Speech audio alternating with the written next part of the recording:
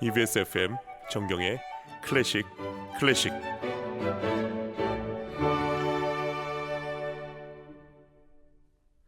(5월 1일) 목요일 정경의 클래식 클래식 2부 출발합니다. 매주 목요일에 만나는 클래식 살롱에서는 전문가와 나누는 클래식 담소를 통해서 클래식 음악이 주는 감동과 진심을 알아봅니다. 자, 오늘도 풍월 땅에서 펴낸 도서 음악과 이미지를 쓴 박찬희 컬럼니스트 나와주셨습니다. 작가님 안녕하십니까? 네, 안녕하세요, 선생님. 한 주 동안 잘 지내셨어요? 그럼요. 네. 이 비오는 근로자의 날 제가 모셔서 죄송합니다. 아니요, 오히려 좋았습니다. 쉬시는데 저는 그 선생님 책을 비올라 다모레까지 읽었습니다. 영광입니다. 와, 이 책을 제가 읽는데 한 페이지 한 페이지 넘기면서 느끼는 그 감정이, 그 역사 공부는 물론이고 그 시대로 제가 가서 작품을 보는 듯한 느낌이 계속 드는 거예요. 그 특히 이 이미지에 대한 설명, 부연 설명이 기가 막히더라고요. 또 이렇게 또 깊이 읽어주시는 독자분들을 만나면 정말 기쁘죠. 네. 그리고 이 머릿말에 단 한 명이라도 네. 이 공감했으면 좋겠다라는 머릿말을 읽으면서 내가 수많은 사람이 있겠지만 그중 한 명이 되겠다는 다짐을 하고 있습니다. 정말 감동입니다. 네, 진짜. 그 작가님께서 선물해 주신 우리 청취자분들도 아마 지금 받으셨을 것 같거든요. 그런가요? 저와 같은 네네. 생각일 겁니다. 그래요? 자, 네, 정말 좋습니다. 오늘도 책 선물 드리고 있습니다. 풍월 땅에서 펴낸 박찬희 작가의 음악과 이미지입니다. 받고 싶은 분들은 방송 소감과 함께 문자를 보내주시길 바랍니다. 문자 번호는 샵1045, 짧은 문자 50원, 긴 문자는 100원의 정보 이용료가 부과됩니다. EBS 라디오 어플 반디로는 무료 문자 보내실 수 있습니다. 오늘의 음악 이야기 어떤 이야기로 풀어갑니까? 네, 오늘의 음악 주제는 표제음악, 이야기가 있는 음악이에요. 네, 표제음악은 쉽게 생각하면 제목이 있는 음악이라고 볼 수 있겠는데요. 보통 작품의 제목에서 출발했다든지 아니면 문학이나 그림 혹은 자연 등에서 영감을 받아서 작곡을 하게 됩니다. 네. 네, 그리고 구체적인 이미지나 이야기를 음악적으로 표현한 작품을 말하는데요. 즉, 음악 자체가 어떤 구체적인 대상을 묘사하거나 혹은 암시할 때 표제음악으로 칭하곤 하죠. 그렇군요. 네. 그럼 오늘 표제 음악의 모티프가 될 그림은 어떤 그림인지 궁금합니다. 네, 오늘 여러 장의 그림을 가져왔습니다. 네. 그래서 그림을 표제로 해서 여러 음악을 들려드리겠습니다. 네, 정경희 클래식 홈페이지 방송 내용 게시판에 그림을 올려놓겠습니다. 그림을 보면서 방송 들으면 가장 좋지만 사진을 보지 않으셔도 방송 듣는 데는 아무 문제가 없다는 말씀 미리 드립니다. 특히 오늘처럼 비가 오는 날씨에 만에 하나 보이는 라디오로 궁금해서 보시다가 네. 절대 사고 일어나면 되지 않으니까 사고가 나면 네. 절대로 안 됩니다. 그렇기 때문에 네네. 이동 중에는 꼭 귀로만 들어주시고요. 정차 중이시거나 지금 보실 수 있는 상황이실 때는 보이는 라디오로 보시면 좋겠습니다. 자, 본격적으로 음악 들어볼 텐데요. 오늘의 첫 번째 그림은 뭔가요? 네, 이제 그림 한번 띄워주시겠습니까? 네. 이 그림은 암스테르담 국립미술관이 소장한 야콥 대 헤인 2세의 작품이고요. 예. 개구리에 관한 4가지 연구라는 작품입니다. 네, 보시면은 27세기 초 네덜란드 화가들이 이런 자연주의적인 묘사에 얼마나 능했고 또 뛰어났는지 한눈에 알 수 있는 그림인데요. 네. 보시면 개구리가 입을 벌리고 있는 모습, 그리고 또 우는 모습, 그리고 누워 있는 모습, 그리고 앉아 있는 모습을 그림으로 굉장히 정교하게 묘사를 했어요.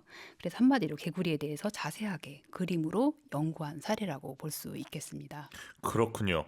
세밀하게 개구리를 관찰하고 그린 그림이 아주 재미있는데요. 네. 이 개구리 그림과 어울리는 음악이 있을까요? 네, 아주 꼭 맞는 음악이 하나 있습니다. 아하. 네, 바로 텔레만의 바이올린 협주곡 가장조 텔레만 작품 번호 51번 A4인데요. 네. 사실 텔레만은 18세기 음악가 중에서도 가장 실험적이고 다재다능했던 작곡가라고 볼 수 있겠죠. 네. 그는 단순히 음악의 형식미를 따르지 않고 보통 자연현상이나 아니면 동물의 음악 소리를 음악에 녹여가지고 굉장히 뛰어난 작품을 만드는데 아주 뛰어난 재능을 발휘했던 작곡가이기도 합니다. 거기다가 다작으로 기네스북에 등재된 작곡가 아닙니까? 네, 맞습니다. 그 작품을 거의 3,000곡이 넘는 작품을 남겼는데요. 이 수치는 바흐랑 핸델의 작품 수치를 합친 것보다 더 많은 수치입니다. 그렇습니까? 네네. 근데 작가님, 텔레만의 바이올린 협주곡과 이 네. 개구리의 공통점을 찾아낼 수가 있나요? 네, 일단 이 텔레만의 이 지금 소개해드릴 협주곡 가장조에는요, 예, 개구리들이라는 제목이 붙어 있어요. 예, 네, 원래 이 렐링그라는 단어는 독일 일부 지역에서 개구리를 뜻하는 단어였는데요. 네. 이 렐링그가 렐링개가 되면서 복수형이 되면서 개구리들이 되는 겁니다. 아하. 네, 이 곡이 개구리들의 울음소리가 굉장히 요란스럽게 표현되어 있어서 여름철, 장마철 같을 때 들으면 되게 좋을 것 같다고 생각을 했는데요. 예. 오늘 또 마침 비가 오고 아우, 있잖아요. 그러면 타이밍이 좋네요. 네네. 오늘 네, 날씨랑도 굉장히 어울리는 곡인 것 같아서 준비를 네, 했고요. 예. 이 곡의 또 특징은 가장조고 A장조예요. 근데 바이올린이 A음을 계속해서 연주를 하면서 네. 개구리들의 울음소리를 묘사를 하고 있습니다. 네. 잘 알겠습니다. 그럼 여기서 텔레만의 바이올린 협주곡 A장조 개구리들 1악장을 바이올리니스트 파블로 베스노스크와 뉴 런던 콘서트 연주로 들려드립니다. 텔레만의 바이올린 협주곡 A장조 개구리들 1악장을 바이올리니스트 파블로 베스노스크와 뉴 런던 콘서트 연주로 감상하셨습니다. 바이올린으로 개구리 소리를 내는 베스노스크, 참 대단한 테크닉입니다. 독특했습니다. 네, 오늘 날씨랑 딱이죠. 예, 선곡이 또 이 날씨가 도와주네요. 네네. 여러분은 지금 정경의 클래식 듣고 계시고요. 매주 목요일에 만나는 클래식 살롱. 오늘도 박찬희 컬러니스트와 함께하고 있습니다.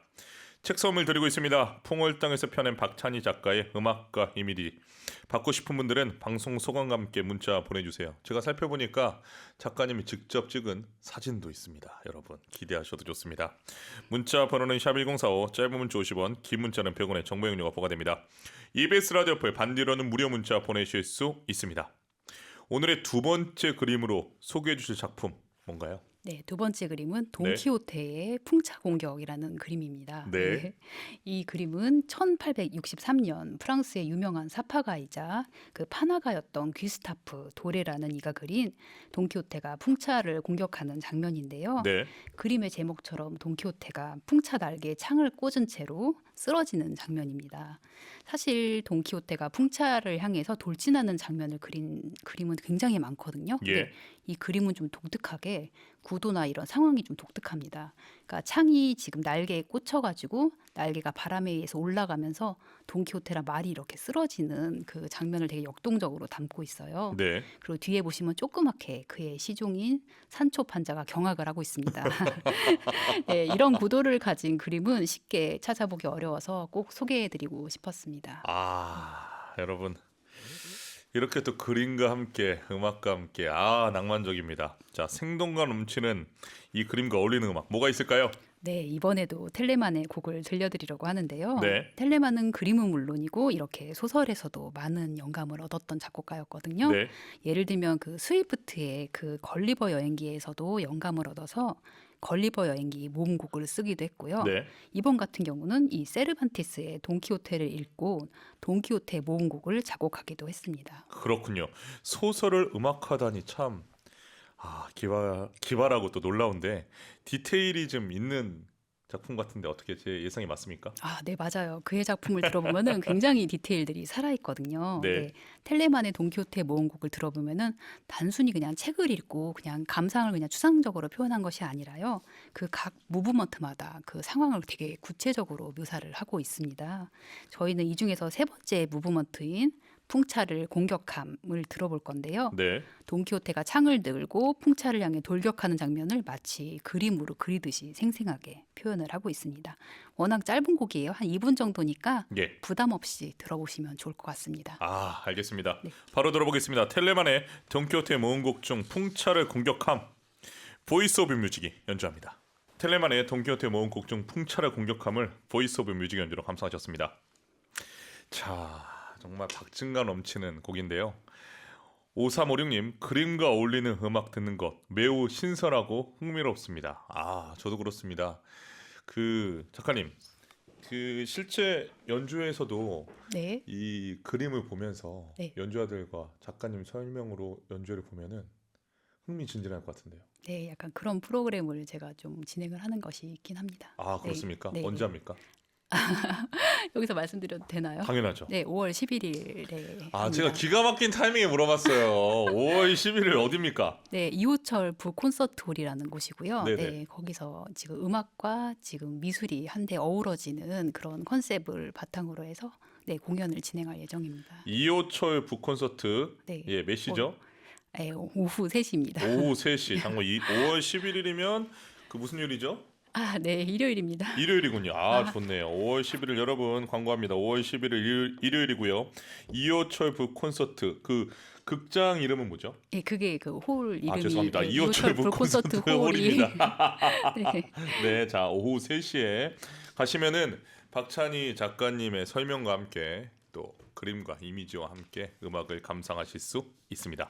김미애님, 그림과 소설의 영감을 얻어 작곡한 음악을 들을 수 있어서 좋네요. 어떤 그림인지 내용인지 알고 상상하며 들으니 음악이 더 생생하게 다가와 재미있어요. 감사합니다. 보내주셨습니다. 자, 이 풍차를 공격함 어떻게 감상하셨어요?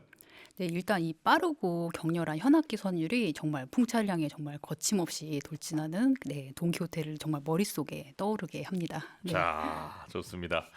오늘의 세 번째 그림도 어떤 음악으로 이어질지 기대가 되는데요. 네, 세 번째 그림은 이번에는 다비트 테니르스 2세라는 병영, 즉 그 군사들이 지금 앉아 있는 방이라는 작품을 보시겠습니다. 예, 보시면은 그 왼쪽 아래에 창이나 갑옷 등이 있고요. 그리고 벽에는 머스킷 총들도 걸려 있어요. 그래서 이걸 보면은 그립 속 군사들 중에는 이런 머스키티어라고 하죠. 소총수도 있는 것 같아요. 예, 보시면은 군사들은 카드 게임을 하면서 술도 마시고 담배도 피우고 있는데요. 이러다가 술에 취해서 노래도 부르고 또 카드놀이를 하다가 시비를 붙으면은 싸움도 하고 이렇겠죠. 네, 이런 약간 엉망진창인 분위기가 잘 묘사되어 있는 그런 곡이 또 하나 있습니다. 그렇군요. 아, 궁금하고 또 호기심이 생기는데 어떤 곡입니까? 네, 바로 하인리히 비버라는 그 바로크 시대 작곡가의 그 바탈리아라는 곡입니다. 본디 이 바탈리아라는 단어 자체가 이탈리아에서 온 거거든요. 근데 네. 전투나 전쟁을 뜻하는 단어입니다. 근데 일반적으로 이런 명칭이 붙은 곡들은 주로 네, 17세기 중반이나 말에 주로 작곡이 되었는데요. 예, 비버는 이 곡에서 여러 전쟁과 관련된 상황을 묘사하고 있습니다. 그렇군요.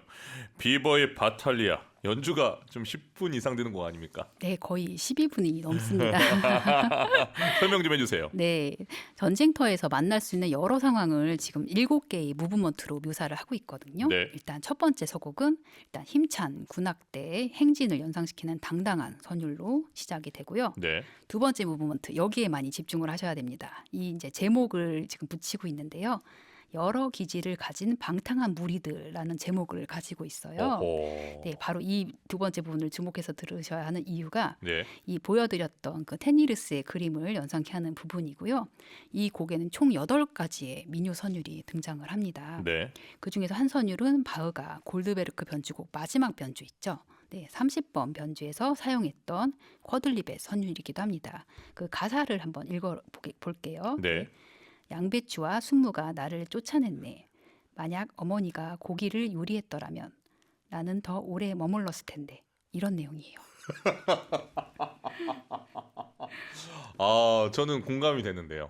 고기를 좋아하십니까, 선생님? 왜냐하면 저희 네. 이제 부모님 제가 이제 서울로 모셨지만 이제 논산에 계실 때가 있었어요. 네네. 목회자로서 마지막 이제 목회를 논산에 사셨는데 제가 이제 가끔 논산에 가면 네. 어머니가 밥을 해주시는데 제 방송 매일 들으실 때면 어머님 들으실 겁니다. 네네.